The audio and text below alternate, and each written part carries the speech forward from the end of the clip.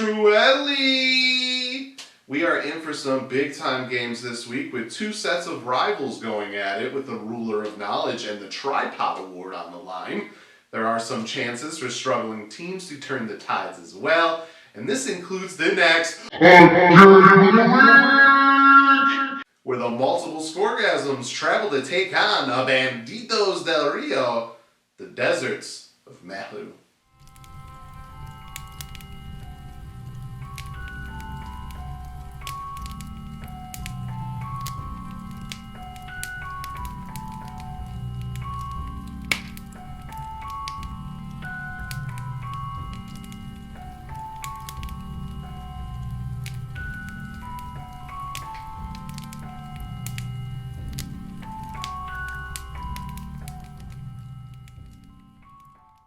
The deserts of Meathlú used to be as lush as any place in this world, but something terrible happened here that eventually scorched the area and left it a near barren wasteland with only remnants of what it once was. During the first war with Obsidian's Abyssus, the Aishi came here to gather ingredients for healing potions and energy replacements. As we ascended into the Order of Light, we had new ways of communicating, new ways to spread our light and balance with an ability to use it as a means to incapacitate creatures or block the shadows from taking hold of an area. Obsidian's Abyssus can alter elements though, and a storm system came through and decimated this place. We did fight back, but our power was only enough to buy us time. The Aishi didn't want to lose this important land, as we considered it a blow to the Order of Light. Many of the potions and replacements also aided other beings. But this need led to mistakes. Dark whispers and minds led to dreams of a sword with properties of our light. It was known as the Clav Salish. Of course, this was another trick by the shadows. Despite its name being related to an old tale of a sword that could be used to vanquish old gods, this sword actually stole light energy and imprisoned it inside. This led to many Aishi being trapped, and the storms and shadows to worsen in the area. The queen had no choice but to seal the sword away. A pain that still lingers, knowing that many Aishi souls are still within the sharp blade. When Obsidian's Abyssus left, there was hope that this land would once again prosper and heal itself, and there were signs of this. But the shadow's return once again awoke the storms and caused a burst of energy from this sword that caused a gate to open. And this began to trap other souls in different times and places, different worlds, different dimensions. Eventually, we were forced to harvest what we could and left the area as the storms finished the job of decay. We wanted to avoid more losses.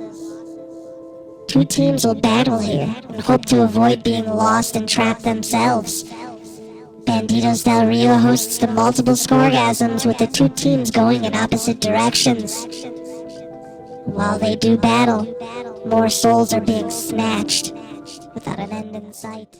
This one is a big game for the multiple Scoregasms as they try to get back to 500 and remain in a good spot in the playoff race. But Banditos del Rio does come in with a 62% chance to win.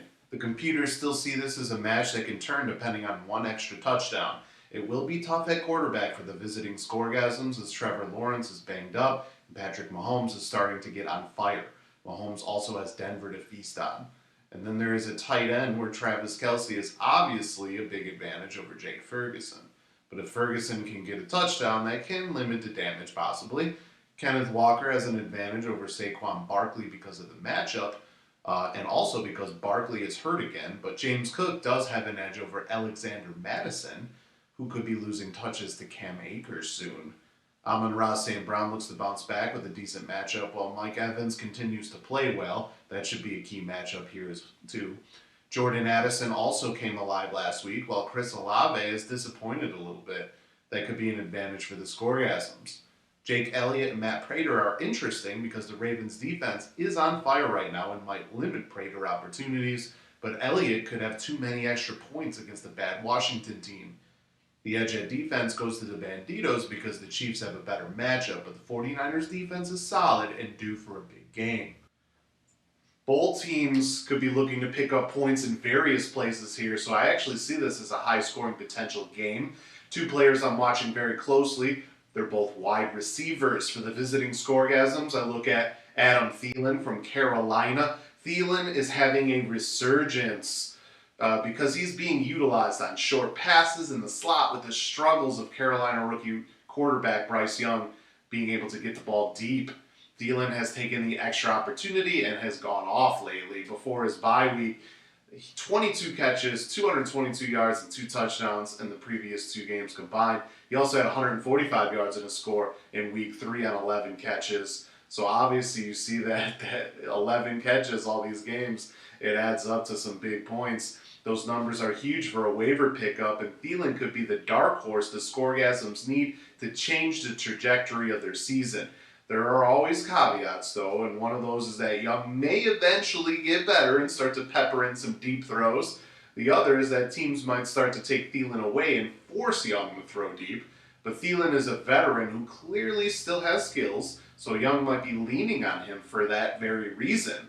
Carolina finds themselves trailing a lot too, so Thielen does get some extra passes late in many of these games. The problem is that the Texans, the next opponent, are actually decent at limiting wide receivers. They've allowed 843 yards on 74 receptions through 6 games, but they also have only allowed 2 touchdowns to wide receivers. If Thielen can continue his production and get a score, that could put the Banditos on upset alert. But if Thielen crashes back to earth and is kept out of the end zone, it could be a detrimental blow to the Scoregasms.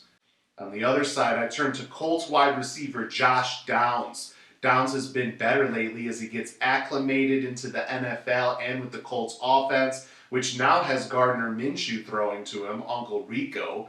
Downs had 97 yards on 6 catches in week 5. He caught a touchdown in a blowout in week 6, and he broke out for 125 yards in a score last week against a very good Cleveland defense. He also has been held under 40 yards 4 times this season, so the question is, will the breakout continue? He goes up against New Orleans this week, and while the Saints are actually a very good defense, they also have allowed 989 yards and 6 touchdowns on 82 receptions to wide receivers. Downs is also a deep threat, and the Saints have allowed 15 plays of 20 yards or more in 7 games. Downs clearly has rapport with Minshew already, and the opportunity should be there. But the Saints have also had games where they forced turnovers and limited the other side's possession and points. That could be bad for the Banditos as Minshew picks mean less chances for Downs' catches. If Downs can continue to grow in the offense and Minshew can limit the turnovers, this could be another game where Downs can score well and really add to the total of Banditos. But if Downs reverts to his previous production or the Colts offense sputters, then it can leave a hole in the lineup and a chance for the Scoregasms to cut into the pre-advantage projections.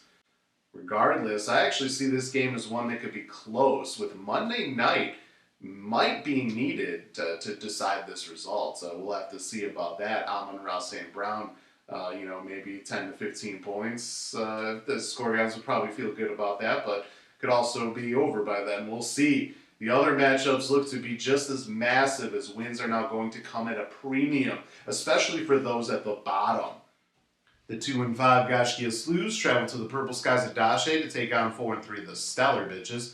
The Slews have a 54.2% chance to win. Jared Goff versus Baker Mayfield, Austin Eckler versus Raheem Mostert, and the Browns defense versus Miami are big keys here. The Slews also need the receivers to step up to keep up with Devontae Adams and Keenan Allen. The 2-5 Siamese Dreamcats travel to take on 3-4 the Clash at Demon Head. The Clash at Demon Head have a 53.8% chance to win. The Cats need Tony Pollard and CeeDee Lamb to step up. A.A. Ron Jones also needs to do well here. The Clash at Demon Head have Jamar Chase, Mark Andrews, and Isaiah Pacheco to lean on. Kirk Cousins versus Josh Allen and the Eagles versus Jets defense could also change the momentum here. 5-2 Green Acres travels to the pastures of Fardor to take on 3-4 low-key Lebowski Thor.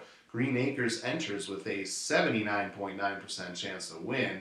Jalen Hurts versus C.J. Stroud is big, but Green Acres has Tyreek Hill and Jonathan Taylor to lean on. Also look at Justice Hill versus Gus Edwards and Evan Ingram versus Dallas Goedert. In the first of two rivalry battles, the defending champion 4-3 elite Mother Tuckers travel to the caves of Brone Diomir to take on 2-5 Air Jordan with the ruler of knowledge on the line. The Mother Tuckers enter with a 76.3% chance to win. The percentage could be tweaked as it factors in the possibility of David Montgomery still being injured.